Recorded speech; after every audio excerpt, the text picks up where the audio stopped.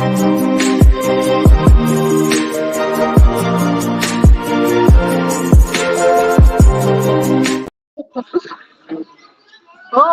hello, and welcome to another episode of TacoBytes, your Daily Bite of Degen, episode number 336, coming to you live from somewhere nowhere. 536, not 336, 536, 536. Oh man, we are going a little crazy here. That is right, 536. That means I've done this 536 times. You would think I would have this right by now. I don't. Consistently inconsistent, but daily. And we are coming today with the one and only live Walrus. GM, how are you, sir? What's going on, community, man? I don't know if y'all know, this is one of my favorite people in the entire space. Man, it's such a blast. Anytime we get a chance to link up with my man Taco, man. So hopefully everyone's doing well. Man, Walrus, you bring joy to my heart. I get to talk to you about the dumbest, funnest things, amazing family stuff, crazy stuff in the world, and just the fun things. Like, we have been sitting here talking for close to 5-6 hours, you know, and man, how are you doing, man? Man, doing well. So, obviously, guys that know me, I'm been a little more focused on the pulse chain stuff, so we're doing a lot in that ecosystem. LL launched about 60 days ago. We're doing a lot toward El Salvador. For those that don't know, what is LL? So LL it's a fork of Liquidity, so we're able to do zero interest loans. What does LL stand for? Liquid loans is a fork of Liquidity. We're able to do a lot of leveraging basically in the pulse chain ecosystem. So we're able to do zero interest loans. We're able to mint a admin key free, truly decentralized stablecoin that's USDL. In less than 70 days, there's over 31 million minted USDL. So obviously it's huge. We're at 9 figures of TVL, 110, 120, depending on price range. That's been massive. But, most importantly for my personal crypto credentials is I'm a friend of Taco's. So that's the most important. My credential is I'm a friend of Walrus's. Hey, no, it's a badge right here. I put it on there, right? Okay. A Pokemon badge, a Boy Scout badge, whatever it is. I got the Taco Friendship Award. That's where I'm at on there. Man, we do a lot in the space. So again, we're working through El Salvador. Taco knows everybody, so I'm basically just trying to go behind Taco and talk to people and onboard and do cool stuff in crypto.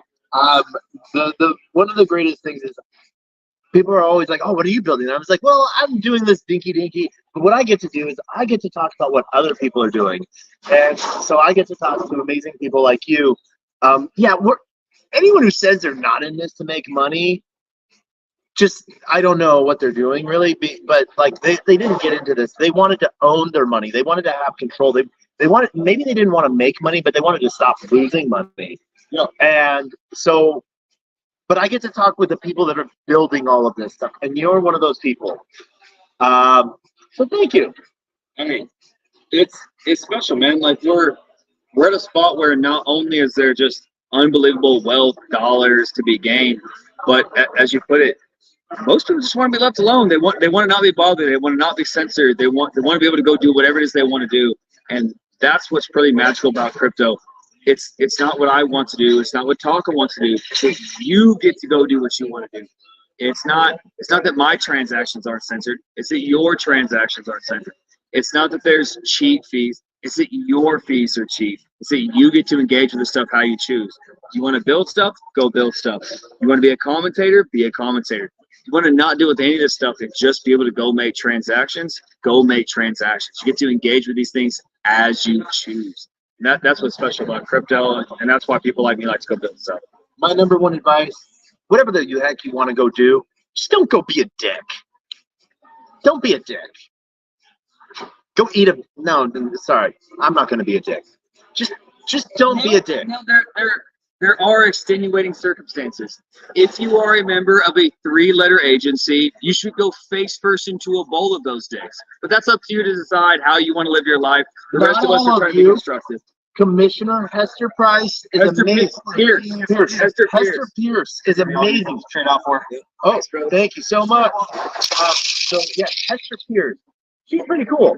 We like you. We love you. You're one of the best parts of the SEC. Gary, I hope you've learned how to spell steak now. All right, so big shout out to Gary Ginsler. I hope that you've been able to learn how to spell the correct form of steak, so you are eating things, not sticking things inside other things. Miss Pierce, you are a lady, a scholar, and a legend. You are the absolute pinnacle. The last dissenting opinion that you wrote on the gag orders was beautiful. We were 100% behind you. We don't count you in the SEC. You're a different caliber of woman. You're amazing. All the flowers. All the flowers. Tulips. And so, not all three-letter agencies are bad. It's when bad actors. Yeah, the NFL.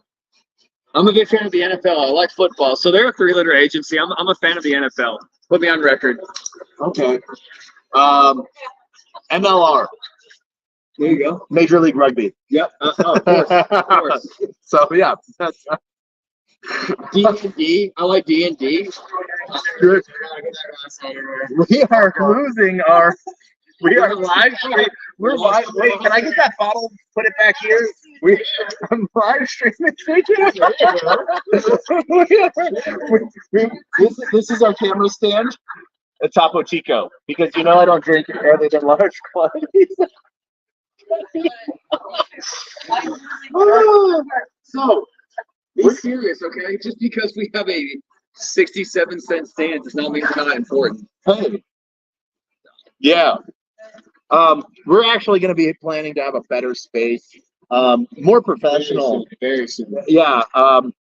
I would almost want to throw Walrus on the spot, but I know his life is as busy as mine, and so it will be soon. But what I really want to do is, as you guys know, I actually like to screen share and walk people through. I like to see what happens when things go not planned. I like to see errors in transactions. I like to see failed transactions, because I like to show what it looks like. Life is not like all great cartoons and advertisements and shiny. A lot of this stuff is rough. How has it been with Liquid Loans building out a UI and user experience? So most of it's been like incredibly productive. So all the metrics that we would show people have been fantastic. TVL is huge, vault numbers are huge, amount of USDL is huge. But getting into the socks that hang up the end of your feet, the stuff that people stumble and stub their toe on, where that really comes from is either one, trying to do too much in the system overall. So it's not that you want to take a vault, it's not that you want to redeem, it's not that you want to go get extra exposure to stability pool. It's you're trying to do all of those things. So most people, they just get overwhelmed. But I think that what's so interesting is that there's so many levels of understanding. You get people who get crypto who don't get economics, don't get TradFi. You get people who get TradFi, get economics, don't understand crypto. You get people who are on 50-50. You get people who are 20-20, 30-30, 50-50, all the way up these things, where you're trying to find people and trying to communicate with them on a level that makes sense. And that's where people bump their toes and pick their hands and everything like that. Yeah. We have a question from the crowd. Crowdsource. Crowd question. Liquid Loans, I think, had a testnet before it went live. Can you still use that testnet to test out things on Liquid Loans? So we did have a testnet live. We do have a testnet live. I would say that you could use it, but none of you ever did, no matter how many times I told you to go use the damn thing. I did. Taco. If you wanted to. So what the crowd member is asking is Pulse Chain on V3. There was a V4 before it went live. On V3, Liquid Loans has an active test net. How is someone able to get to that? So it's really simple. You can basically go through, adjust your RPCs. That stuff is preloaded. You can do chainlist.org and go through and grab the testnet. Where the testnet is really valuable, if people have used anything similar in TradFi, there's all types of simulations or Forex where you can say, hey, give me $1 million, give me $100,000, treat it like it's real inside of this portfolio, but it's not real money. And that's the biggest thing about testnets. So there's always the the actual execution. Most errors come from people with sweaty palms out here clicking buttons, and the very first time they touch anything, it's live fire, it's live ammo, and they're trying to move around money, and they're nervous, they're concerned, they're tracking this, they're tracking that, and it's really difficult. Things become much simpler if you've clicked these buttons before. What's a borrow? What's a repay? What's a redemption? What's USDL? What's stability pool? It's so much easier. So we have a mountain of information. We actually even took a GTP model, and we actually have a AI assistant called the LL librarian. You can literally go and ask the AI, who's Walrus? Who's Taco? What's a stability pool? What's collateral ratio? What's USDL? You can literally go ask it. We built an AI assistant to even help with these things on top of all the blog content, all the videos of my bald head helping out. All the things. If I ask it what the meaning of life is, will it answer me? It'll answer you. It's just a question of whether or not you agree with the answer.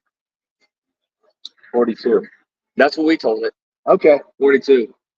So all those things exist. It's like most things, it's very simple to understand and it's very difficult to master. But most of these things are relatively digestible for the average user. If you kind of understand the basic ideas of leverage, the basic ideas of collateral, you can use this, and there are not gains, there's unreasonable gains. There's 6 figures on, there's triple digit APRs on stablecoins. That doesn't exist in TradFi. There's 0 interest loan. That doesn't exist in TradFi unless you're BlackRock, unless you're an institution. So these tools are not only really powerful for number go up, they're not just powerful for green candles. They're also giving us a different reality, a different set of physics to exist in crypto, where Bitcoin was sound money. Cool, we got that, we understand. Dollars have issues and inflates. Bitcoin doesn't inflate, we get that. What about everything else? There's a giant financial system we agree, and this is where I would buck the trend and kind of butt heads with a lot of Bitcoiners. Sound money's awesome. I don't disagree with their dissertation. I disagree that they were done. There's so much more to build, and that's what DeFi is. So they can call it shit coins, they can call it altcoins, they can call it whatever they want. They just can't call us for a loan because they can't do that on Bitcoin, but we can do it on our networks, right? That's why smart contracts are smart. These things are really, really important. So one of the things that some people, as we talked about earlier, you said what, $31 million in TVL? 31 in less than 3 months. We're at about day 62, 63. Congratulations. So what I've heard, and I've had to correct people on, is they're like, it's not real dollars. And I'm like, well, because there's not a native USDC on it, it doesn't mean that there's not a conical, meaning conical bridge version of USDC. And so there's multiple bridges, like from Wormhole, Axelar, and a few other protocols that provide full bridging staked assets over. So real dollars are backing that up, and people are bridging them in all the time and bridging out. And so this is one of the things I've liked about Pulse-Chain. What I point out to it is, everyone says the term airdrop. I hate that term. There was no airdrop in Pulse-Chain. It was literally a fork. And so it was not a copy and paste. It was a copy, make sure everything is on that we want on, make sure everything that's off is off, make sure it's safe, make sure it's synced, and on. And that was May 13th, 2023. Yep. So how was May 13th for you? So yeah, May 13th is the absolute fork in the road, right? That's one time. Sometimes we understand the lexicon. We discussed this earlier, right? Like the lexicon is critically difficult. It's not a fork. It's a fork. Literally, where the same system state went in 2 different directions. Ether went its direction, Pulse-Chain went its direction. So yeah, I mean, the same arguments that say that USDL isn't real dollars would be the same arguments you would say that dollars aren't real dollars. Like, what's backing it? There you go. Now we get into some really trepidatious waters. So that's the thing. And this is where I think that argument takes away from the value of the dollar that our economy, unfortunately, still runs on, but it has ran on. And it is the same value that is put behind USDL. Is there's a promise of redemption. Correct. And so I think it doesn't not necessarily matter what the redemption is. It's just the promise that someone can redeem it for something. And I think that that's where the faith of blockchain sort of comes into effect. And at the same time says that, hey, yes, we built an economy around the US dollar. We can do better. But it doesn't mean that this was wrong. It's just we can do better. And I think liquid loans is a step in that direction of showing people, like, I'll be honest, liquid loans, there are some parts of the protocol that are for everyday people, Sure. in my opinion. There's parts of it where, yeah, if you want to go fuck around and find out, you can go FAFO. Yep. But you don't have to put anything at risk to still have a return. Correct. So I would say that, again, touching on like USDL versus traditional dollars is USDL is closer to what dollar used to mean and what dollars originated it than what dollars are right now. So dollars were a measuring stick. This was a denomination worth of another commodity. This was a dollar's worth of gold. This was a dollar's worth of silver. That's what silver certificates, that's what gold certificates were. USDL is the same thing. It's not a dollar. It's a dollar's worth of pulse. It is the most liquid, the most widely accepted collateral on the chain. And that's what we use to collateralize and then become the measuring stick. And it doesn't matter what price of pulse is. Correct. It's still $1 worth of pulse. A dollar's worth of pulse. If that is 50 pulse, if that is 5 pulse, if that is 5 million, if it's 50,000, it doesn't matter to USDL. And again, that promise of redemption, right? So it is a measuring stick. We use the dollar as a measuring stick. And again, this can be a little difficult for people who haven't spent that much time in economics or haven't really dug that deep into a lot of these things, but that's what it is. The dollar's a measuring stick. It's not really treated as the way we see currencies now. We don't realize that the currency is a commodity. The currency used to be a measuring stick on commodities, and that's what USDL is a return to. So now we are able to do all these sort of old school principles of collateralization, but with the new school efficiencies of being able to do this with 0% loans, without credit scores, without having to KYC, without having to AML. We're basically able to build tools that everyone can use. And then, as you said, some of these tools are more handy, more, blunted on one side versus being double-edged. And then certain things are more tricky, right? But the magic is that the tool set is the spread and the same for everyone. I have the same access to LL as a team member, as someone who's been very around it, as Taco, as you, as the people next door, as people I've never met. Everybody has the same rule book, the same access. We all use the tools the same way. That's the governing principles here. So this is a quick bite, and we're gonna wrap this up rather quickly, because we got to plan out something big. But first off, I want you to think of two situations. I'm gonna give you these. They cannot be the same situation, and neither one can be the day that LL launched and went live. So, two situations. The first situation, what has been the most scariest moment of LL so far in the last 70 days? As a user, from the user side, or for me personally? That's a very open question. Answer it in either way.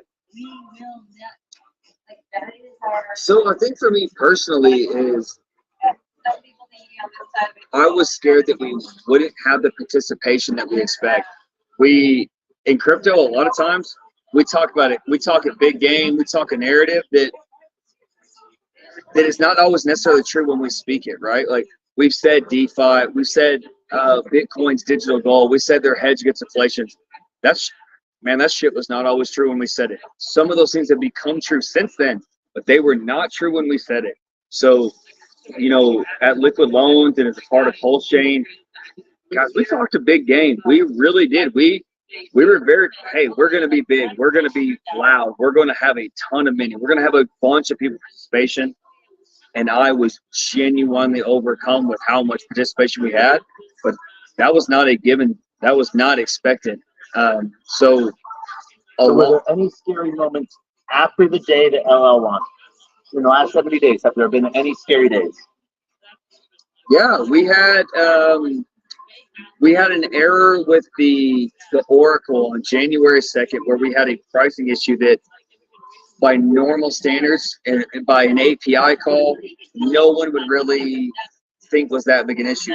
But because of redemptions, because of how truly decentralized the system is, man, it was tough, man. We've got it addressed since then, and we've tightened up a lot of metrics. But man, when you're the ones holding the keys to the kingdom, trying to make sure that all these things will function well, that they can be handled in DeFi, that everyone can make those own decisions for themselves.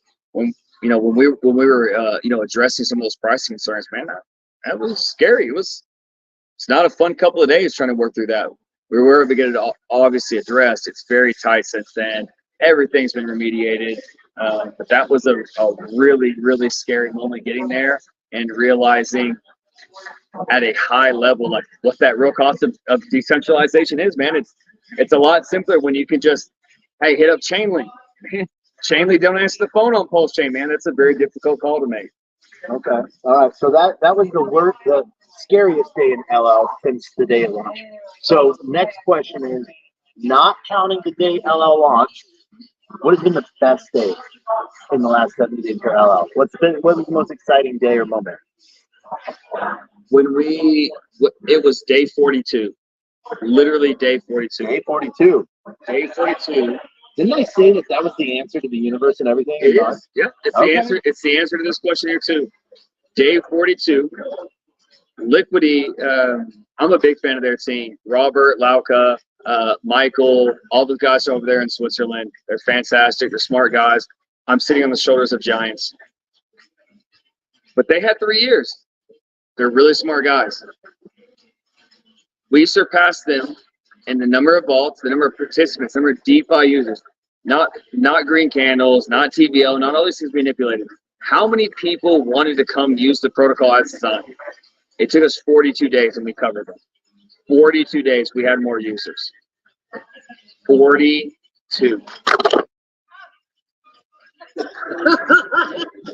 You heard me? 42. Not 43. 42. Not 44. That was a mic drop. So to be able to pass again, like those guys are talented, man. Like they're super savvy guys. They're elite coders. They're very savvy economists. They're great guys. I personally truly enjoy those guys. They have no, we should be close. Yeah, thank you. They are top tier DeFi guys. And to be able to see what this community's done, what the amount of marketing, the education, all the times hanging out with guys like Taco, showing up at events, doing cool stuff. Taco's onboarded people. All of those things added up to where we were able to surpass a team that I have an immense amount of respect from. An immense amount of respect. But we cleared them in 42 days. It's not about saying how bad they are. It's about saying how great they are and the fact that this community, this team, and this group of people surpassed that in less than 43 days. That was the biggest day for us. Awesome. I like that. All right. So as we wrap up this quick bite, we do have a planned space that we are going to make for liquid loans and walk it through from both a new user perspective, first eyes on, heck, we might even read your white paper. Like I'm gonna get like a top hat and like a monocle and like a big old chair and like American history readings in the pages of the 1947. We'll put you on the cover of the New York Post again. We'll be on the. We'll do that. Yeah. Yeah, but I hope you guys all tune in for that. We'll have that out later on, and who knows, this week, next week, maybe the week after. Sometime, consistently inconsistent, but daily. But as we end this show the same way we've ended it 536 times, 535 times we've ended it this way. with final thoughts and words of wisdom and the best, worst knock-knock joke on the face of the planet. So, yeah, I'm setting this one up. Ooh. Final thoughts, words of wisdom, 30 seconds. Let's go. People just they overestimate what they can do in a day. They underestimate what they can do in a year, and it just all comes down to like people have way inflated egos in the short term, and they way underestimate what they can do in the medium to long term. So, what I'm trying to tell you is, you probably ain't shit, but you could probably be shit in a really short amount of time. If you actually care. If you